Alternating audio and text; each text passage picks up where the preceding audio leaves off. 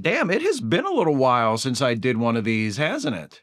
I've really been slacking off on my low-effort content, but no more. We're gonna fix that right now by doing another Not Actually Trek Actually comment response video where I respond to comments left by you, the viewers of my Star Trek videos, who have already done most of the work for me. Thank you very much. This first group of comments is from my most recent Trek Actually video about whether or not the Borg Queen was a terrible idea. This first comment is from Passat Boy, who says, "End of first contact. Okay, we have 2 minutes left. Data, open a time singularity and take us back home to the 24th century. So he can just do that? From ops? In 2 seconds? Why don't they do that all the time?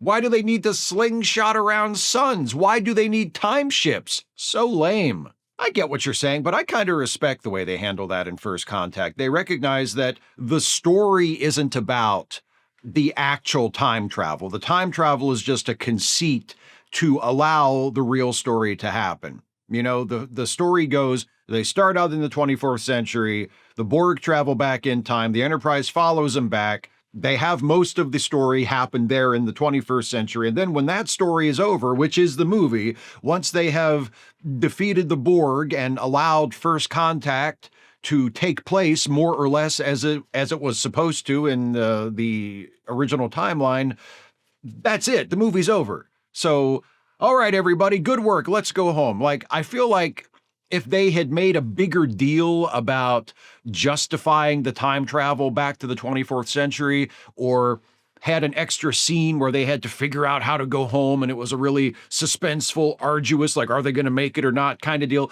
I just don't think the movie needed that dramatically. Like, maybe it would have made more sense in the broader context of the Star Trek fictional universe. But there are times where you have to choose between those two. Do you want to end the movie on the right note and get out while the audience is up and happy and they've just seen an awesome movie and the drama has all been resolved?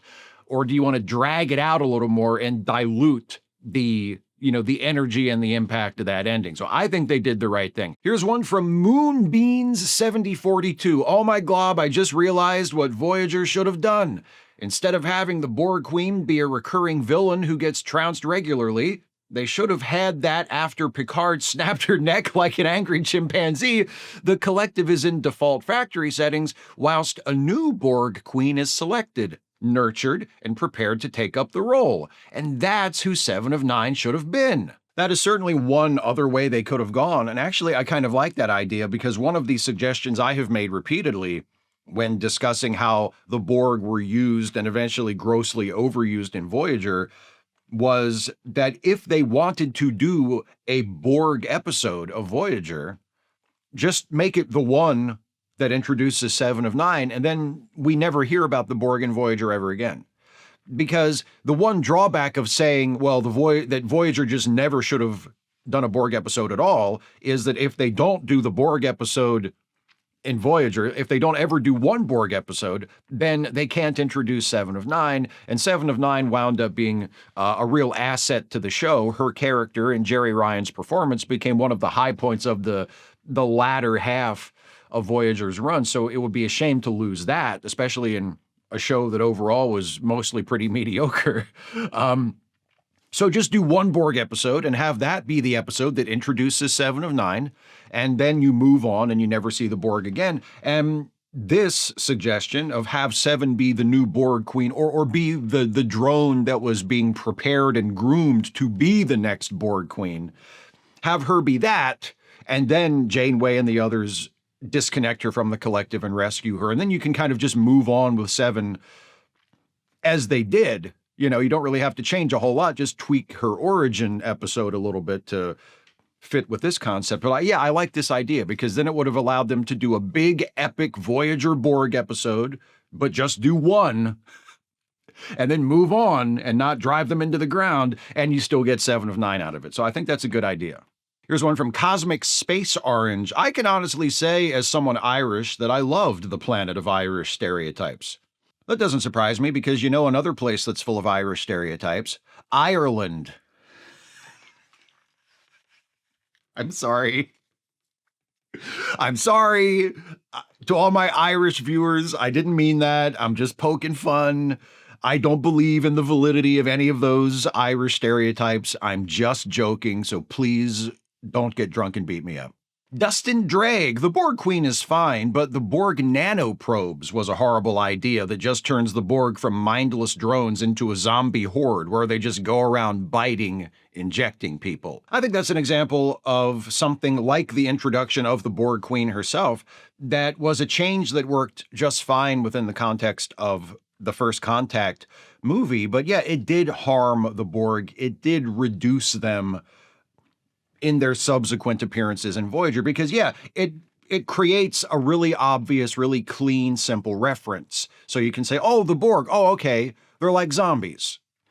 And when they hit you with their little wrist tubies and the nanoprobes instantly start assimilating you, it's like when you get bitten by a zombie, or it's like when you get bitten by a vampire. Like, it creates such a direct, simple reference, and that makes the Borg more conventional.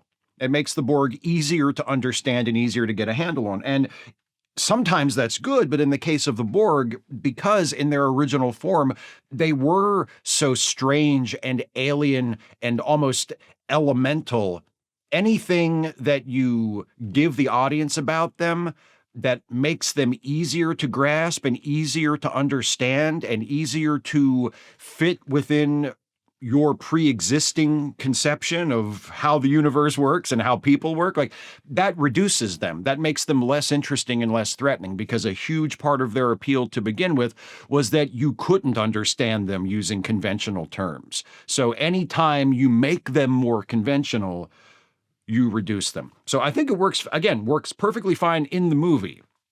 But going forward, you're left with a more conventional, more ordinary Borg, and that is very much to their detriment. Here's one from Penny, the Thing from Venus. After my liver transplant, I had 4 tubes in my tummy, 1 in my neck, and 1 in my arm. I told the nurses, I am the Borg Queen. I'm lucky they didn't turn off life support, LOL. I can relate to part of this. I've never had a liver transplant, and I never went around calling myself the Borg Queen, but after The Dark Knight Rises came out, I was doing the Bane voice, like, all the time, to the extent that I survived several assassination attempts from various friends and family who grew tired of it, until eventually they gave up and just let me do my own thing and do the Bane voice until I decided to stop doing it, which I took as a victory. Because you see, in the end, it was they, not I, who were broken. And one more from the Borg Queen was a terrible idea video from Alan Bear. The executive producers of Voyager didn't know when to leave well enough alone. Even as a Voyager fan, I have to agree with that. One would have hoped that they learned their lesson after overusing the Kazon, but they didn't. Well, and it's not just that they didn't learn their lesson from overusing the Kazon. I mean, I think that's true, but also, at least the Kazon were original to Voyager. And the Kazon sucked, but at least they were Voyagers. The Borg were hand-me-downs. And it really doesn't help with one of the main criticisms of Voyager being that it was basically just microwaved TNG leftovers, when you have other original alien antagonists that were created for Voyager, like the Hirogen, like Species 8472, but ultimately the creators of Voyager would rather just keep bringing back TNG hand-me-downs like the Borg, instead of trying to focus on and cultivate the alien villains that they had made originally for their own show. Now, these next several comments are from my video asking which era of Star Trek would you like to live in. This is from Landrew Archon, who says, don't forget that the Breen attacked Earth once during the Dominion War. I already forgot. Too late, nerd. Here's one from Captain Andy. Whichever era you choose, you'll be living through constant continuity errors, which would be incredibly stressful. I'd also like to wear something other than pajamas. Oh, but these are 2 problems that are so easily solved. If you don't want to wear pajamas, that's easy. Just don't join Starfleet. Starfleet's the pajama brigade. People outside of Starfleet mostly just seem to dress relatively normally. And the continuity errors, if you live in the story world, you don't notice the continuity errors. It's only nerds like us on the outside that see those. To the people in the show, it's just always been like that. Here's one from JD Genve. After watching Steve's video, I was immediately drawn to the TNG era. Replicators for a foodie are an amazing proposition, and holodecks, the escapism within the escapism, would be incredible. Synthahol would also make life more fun, in my opinion. Ultimately, though, I had to choose the Enterprise era, because a life without pockets is not a life worth living. I agree with that. That's one of those weird future innovations that I don't really get why that's supposed to be better. They don't have pockets. It's the future. We sure about that? Also, to tie this in with Captain Andy's question just previously, the Enterprise era uniforms, of all the Star Trek uniforms that we have seen throughout the franchise, among the least pajama-like. Here's one from the Master. Given by the end of the Lost era, Starfleet was building Galaxy-class starships that were designed to carry families. There's an entire mall noted in the technical manual. I think the Lost era must be pretty nice if Starfleet chose to go in that direction. That's a really good point. If you look at the fact that they were putting families and apparently huge numbers of civilians on these starships that were going out into the galaxy to face what we would assume would be any number of dangers. And you think, like, what could possibly have led to that decision? Why would anybody have ever thought that was a good idea? And then you realize, oh, yeah, maybe things in the era leading up to that were so good that that decision to put all those families and civilians on starships was the result of an entire civilization being the character in the horror movie that asks, what's the worst that could happen? And one more from the Which Era Would You Like to Live In video. This one from Black Romulan. For me, it would be the era where my homeworld isn't destroyed by a supernova. Thank you very much. Yeah, that's understandable. I can see how having your homeworld destroyed by a supernova would diminish your enthusiasm for the era in which you lived. Although, judging by the Star Trek productions that are set after the destruction of Romulus, nobody else really seems to have cared. So, you know, maybe that makes you feel better. Now, these next few comments are from my review video about the Section 31 movie. This one is from Citanel's Pumpkin, who says, it feels like they tried to do Suicide Squad without James Gunn, and the result was on par with every other attempt to do Suicide Squad without James Gunn. Right, because it seems like James Gunn's formula for his Suicide Squad movie, and also for his Peacemaker series, was to create characters who were bad people, but were still interesting and fleshed out as characters, whereas the creators of Section 31 tried to do a twist on that formula where they created characters who were supposed to be bad people, but actually weren't, and also were not remotely fleshed out or interesting. Here's one from GC13. How do movies year after year keep making the same old mistakes with their scripts? Exposition dumps in particular should be seen and cut. Is this just executive meddling? Our audience is too stupid. You need to drag the movie to a halt to explain this thing. I don't want to say that it's just executive meddling. I'm sure that there are instances where it is not the result of someone from higher up in the studio saying you need an info dump or you need an opening montage that explains everything. But I would imagine more often than not, that's it. You know, studio executives tend to assume that the audience is not very intelligent, so they want to make sure that if there's information that the audience needs to understand the plot, or so that given beats in the story will land the way they need to land, just come out and tell them. You know, don't convey the information in a way where they need to be paying attention or they need to have some basic level of comprehension in order to understand it. Just figure out a way to just flat out tell them what they need to know so we can get on with it. And it sucks. It usually results in a seriously diminished quality in the writing of whatever we're talking about. But it's what happens when you are told to write to the most clueless members in the audience instead of writing in such a way that you call the audience to come up and meet the story on its own level, which is how I prefer for it to be done. And now for something completely different. Here's one from Synth Music World. Steve, not sure you'll ever see this, but maybe you'll read it.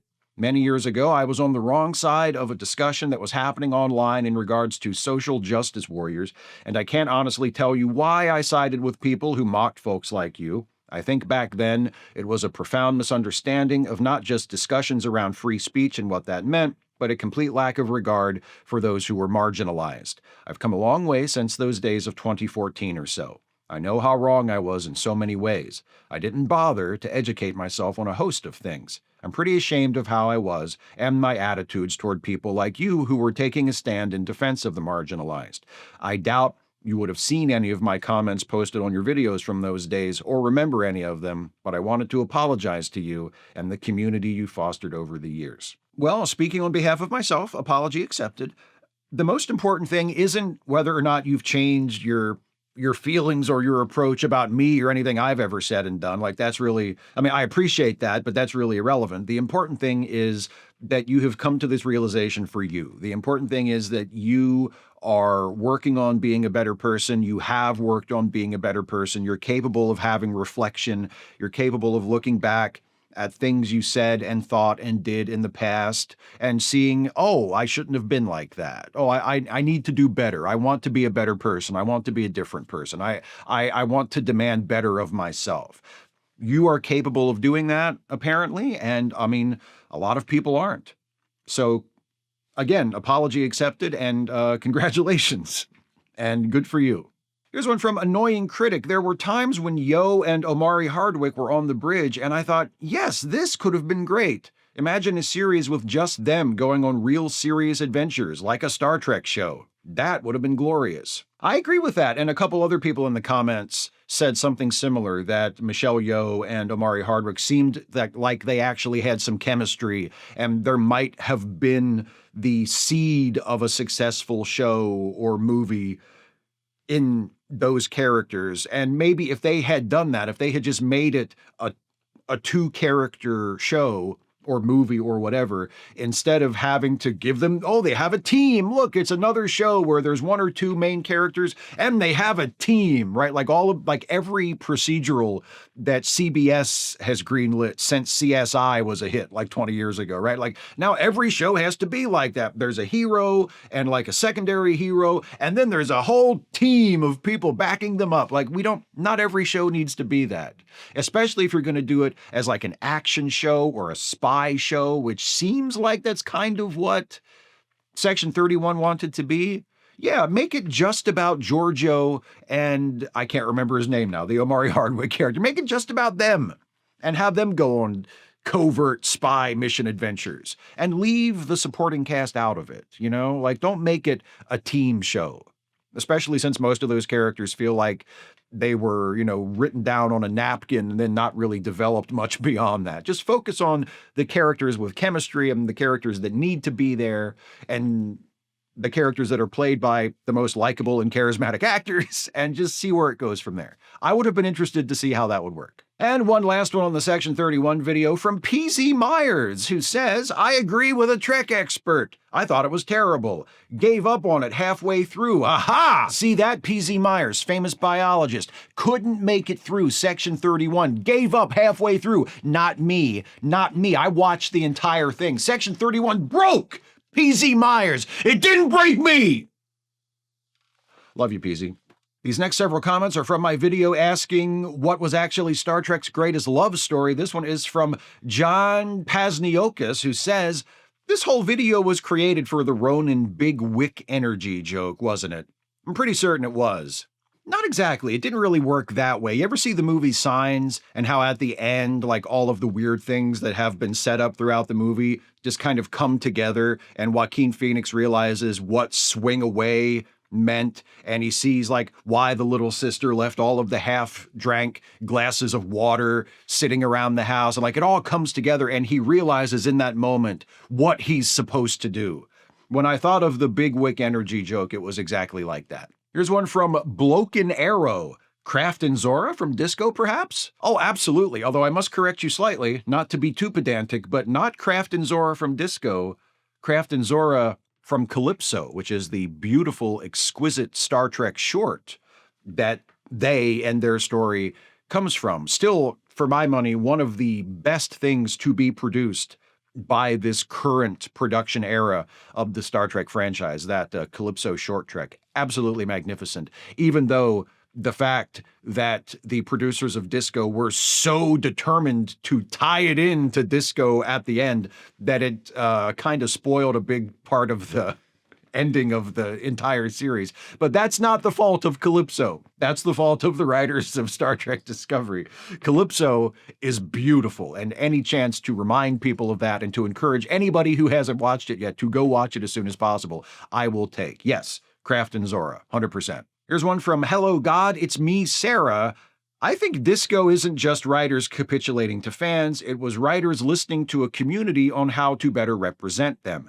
In that case, it's not just fan complaints, but the voices of an underserved community trying to stand up for themselves. Like fans complaining about the treatment of non-white characters isn't just fan complaints, it's legitimate grievances over how those characters are written and treated. I agree, and it's a really important distinction for creators of TV shows, especially things like Star Trek that are parts of massive franchises that have extremely obsessive, dedicated fan bases, need to be able to make. You don't want to capitulate to the fans on everything. Like if certain groups of fans just start pissing and moaning about something, most of the time, in my opinion, the proper response from the creators of the show is to just ignore them. Like if fans of Discovery or fans of Star Trek who were complaining about Discovery, when they were, pissing and moaning about like, oh, the ship doesn't look right. Oh, the technology is wrong for the era. Oh, why do the uniforms look like that? Why is it this? Why is it that? Like, shut up.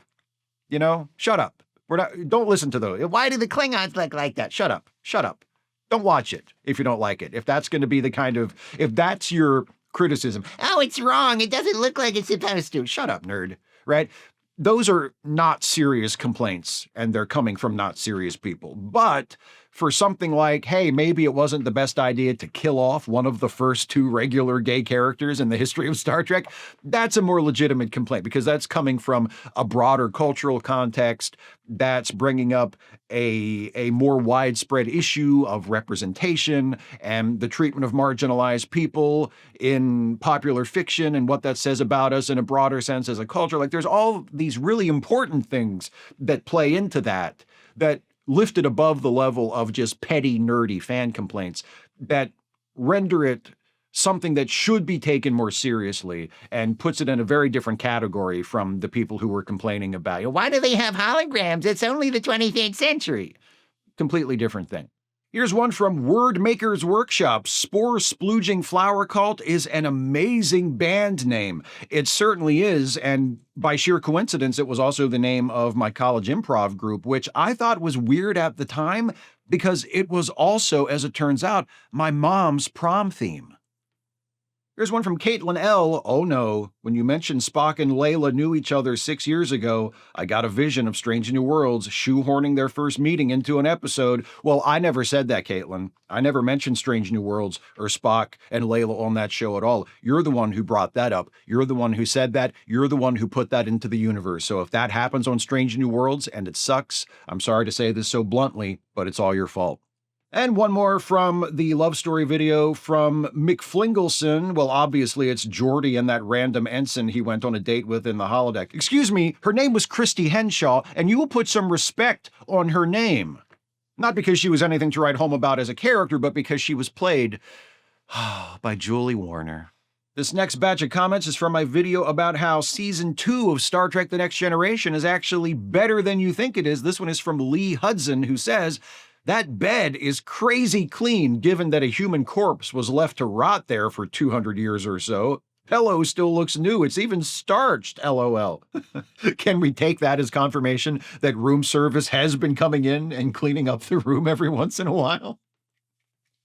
Which just sends that episode, like if you make that assumption, just sends that episode into a whole different area of weird. Doesn't it? Like, it's not just, oh, the guy's been dead for 200 years and they've left his corpse to rot in the bed. But it's not just that. It's the maid still comes in every once in a while and tidies up and changes the sheets and then puts the mummified astronaut back into the bed. Like, it makes me love that episode even more. Here's one from Mountain Woman. The Lwaxana quips were both hilarious and brutal. Spot on. Most annoying recurring character ever. Thank you. You know, I so often feel as though I am living on an island unto myself as someone with a pronounced and unapologetic disdain for the character of Loxana Troi. There are quite a few Loxana lovers in the Star Trek fandom, and there's nothing wrong with that. Like what you like, but it is very, very validating to meet another Loxana loather. So I say again, Mountain Woman, thank you. There's one from Luns J. Always liked this episode. And Mr. Gorpley. I loved Perfect Strangers as a kid. And we go from a fellow Loxana loather to a fellow Perfect Strangers fan. Thank you, Luns J. or Lun SJ, or however the hell I'm supposed to say that. Thank you very much from one Perfect Strangers fan to another. Here's one from Anton Nerwald. Thanks for the Lord of the Rings comment. I sat through all these movies with my girlfriend and her family, and it was essentially 10 hours of guys running through mountains. Oh my God, I am finding my people in this comment section. First, we had a fellow hater of Loxana Troi.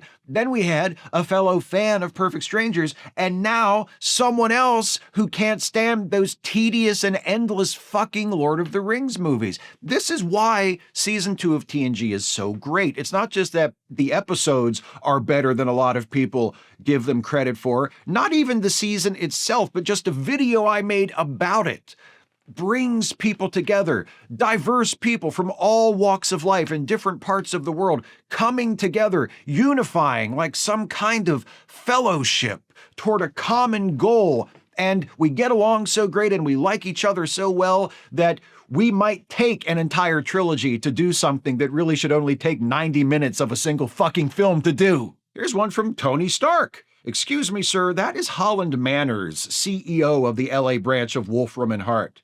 Ah, yes, the great Sam Anderson. Not only was he Mr. Gorpley in Perfect Strangers, he was also Holland Manners in Angel, and he was fantastic in that. Someone else mentioned that he has a supporting role in the new version of Matlock, which I've only seen the first episode of, but hey, Sam Anderson's in it. Can't complain about that. And he was also the operative of the mysterious and evil organization trying to break the will of Thomas Vale in Through a Lens Darkly, one of the best episodes of one of my favorite shows, Nowhere Man.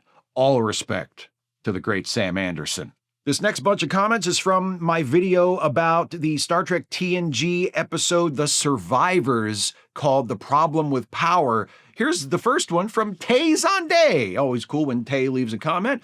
This is why many nuclear launch procedures follow what's historically called a two-man rule. One person can't coerce a second person because the launch takes two bodies at a distance, 4 key turns, etc. It's so funny that you bring that up because I had the same thought about the two-key rule or the two-man rule for nuclear launches when I was writing that script and I got to the part where I talk about how that level of power, if it exists, it should not be available for just anyone to use according to their whims. There should be multiple layers of checks and balances and regulations so that one person can't decide to just nuke another country for no reason, or one person can't just take control of the weapon without any kind of order or authorization and launch. Like I had that thought and I just couldn't figure out a way to work it into the rest of the script. But that's a really good example of what I'm talking about. So, hey, Tay Zonday, great minds think alike, huh?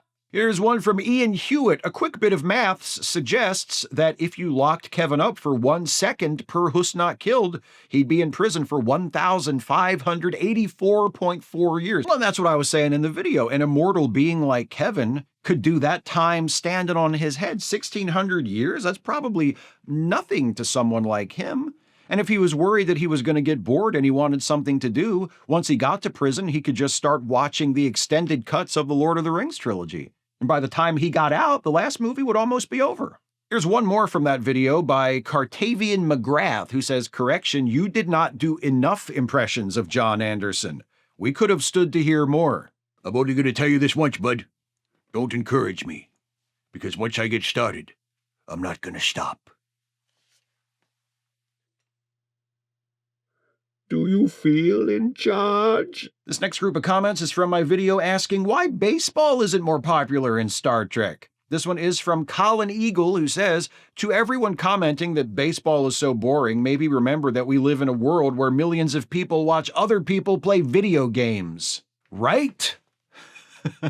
Look, I'm not saying you're not allowed to not like baseball at the same time as you like watching other people play video games. That is a personal preference. That is a matter of taste, and you have every right to like what you like and to not like what you don't like. All I'm saying is, if you come at me with, I can't watch baseball, it's too boring, but you also enjoy watching other people play video games, I personally can never take you seriously again. This next one is from Ronald McDonald. Baseball is boring. Here's a stick. Patrick Mahomes is going to throw this cow skin covered twine bullet at you as hard as he can from 20 yards away. Might even spin one in there, just for shits. Not only are there people who can hit that baseball, there are people who can hit that baseball to the top of the Washington Monument with a piece of wood. Cubs O's World Series. Hey, Cubs O's World Series. I like the sound of that. I would be there for it. Another thing you didn't mention in your excellent description here is that unlike football players, baseball players do not have to take the field covered in so many helmets and pads and other forms of protective gear that you can barely even recognize that they are human beings.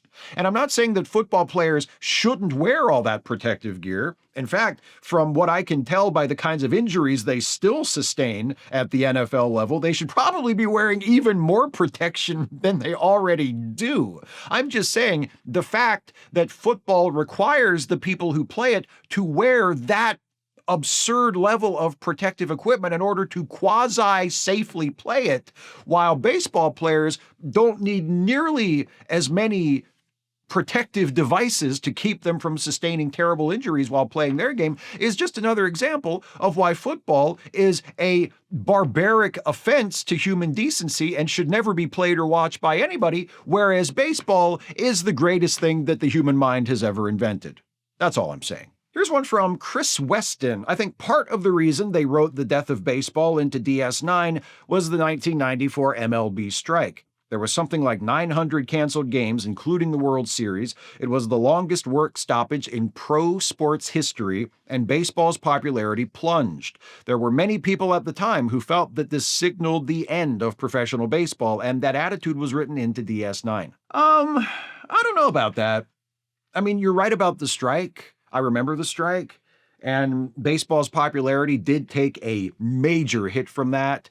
It got a little bit of goodwill back the following year when Cal Ripken broke the Lou Gehrig consecutive game streak and sort of reminded people what they loved about the game. And then a few years after that, when Mark McGwire and Sammy Sosa were both chasing Roger Maris's single-season home run record, that got a lot of people excited about baseball again. But then a few years after that was the steroid scandal, and Mark McGwire and Sammy Sosa, along with a lot of other big stars in the game, were implicated in that. And that really caused the faith in the game in the minds of a lot of fans to take a nosedive as well. So, I mean, all of that is true. I'm not sure about the timing, because remember, Deep Space Nine started in January of '93, which was before the MLB strike. And Sisko's love of the game and the fact that baseball was no longer played by the time Deep Space Nine took place was already established. So the timing doesn't quite work out. If the writers worked in the end of professional baseball into DS9 because of the MLB strike, the timing of that doesn't quite fit. But it certainly makes it more appropriate when the strike does happen and the already declining popularity of the game just takes a nosedive as a result of that. And then a few years later, as a result of the steroid scandal, although by the time the steroid scandal really hit, I think Deep Space Nine was already off the air. But it certainly didn't help. And it made the portrayal of baseball as a dead sport in Deep Space Nine feel a lot more realistic and a lot more prescient. But I don't think the timing between that and the 1994 strike quite work out the way you're suggesting. Here's one from Tier 1 Diabetic. Credit to Sisko. Baseball isn't his only interest. He also likes building things and cooking.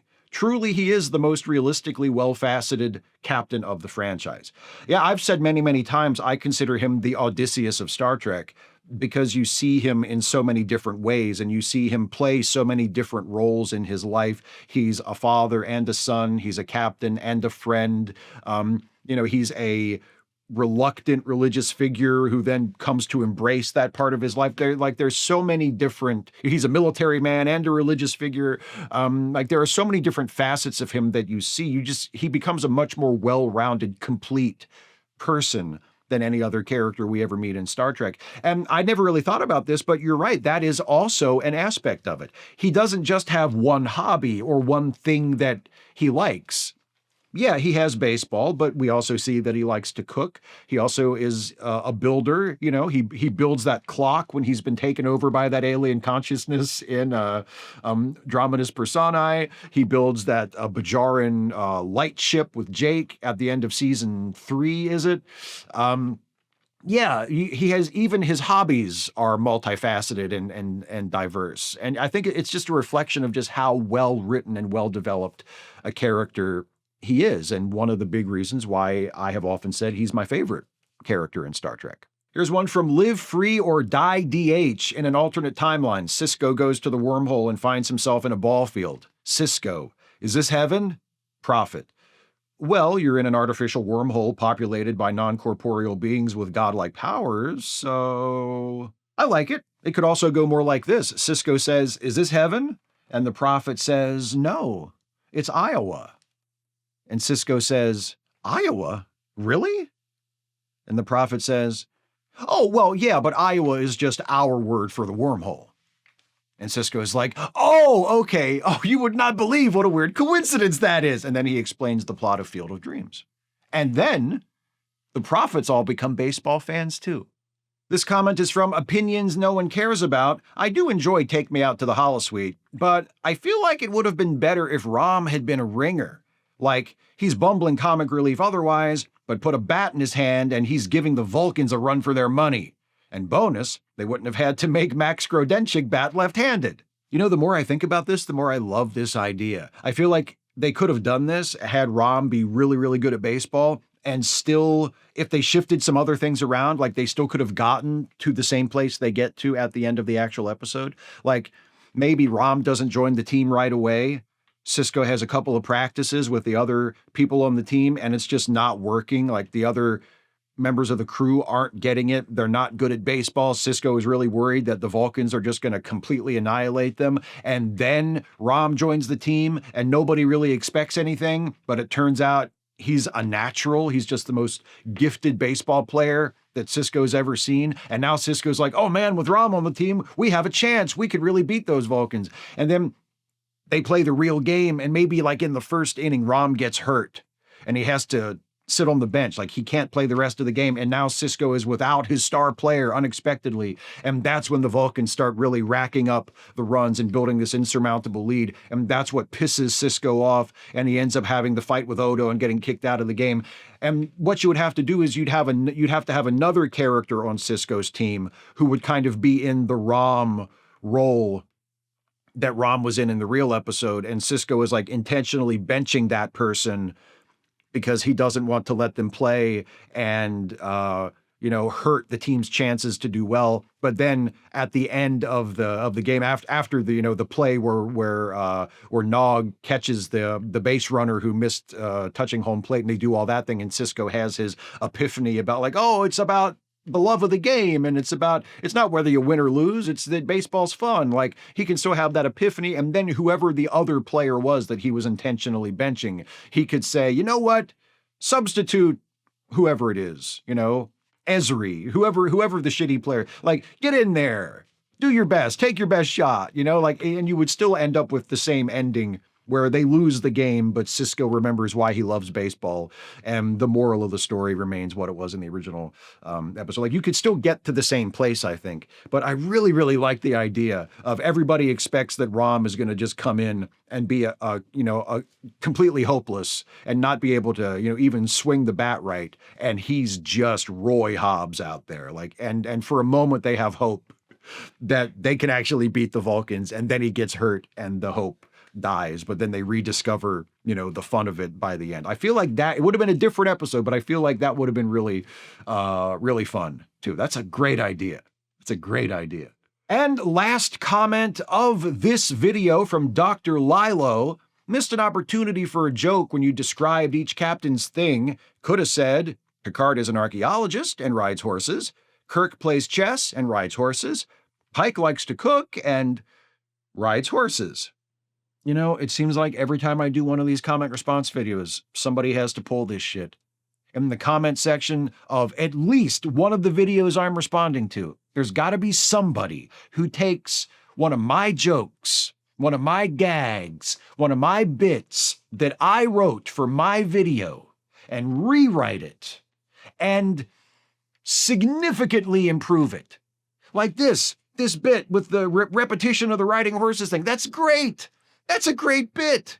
I wish I had written it, but I didn't. And it's so much better than the bit that I did write for that video. And I'm just going to say, Dr. Leila, to you, the same thing I say to everybody who does this, which is, that's a great bit, and I wish I had written it, and thank you very much for sharing it, and also, I hate you, and I will never forgive you for this shit.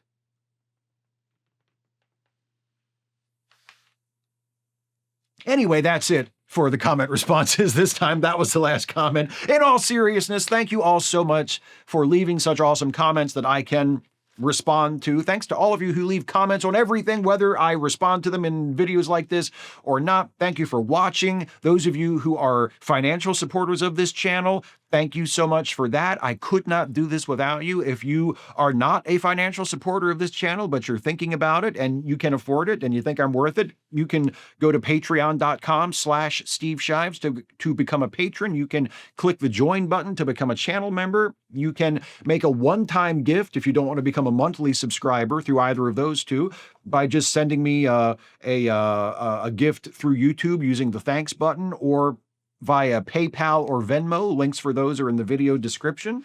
And yeah, thank you all so much for being such a great audience, for leaving such awesome comments. I appreciate it. And yeah, I think that's it. Take care of yourselves, and I'll see you next time.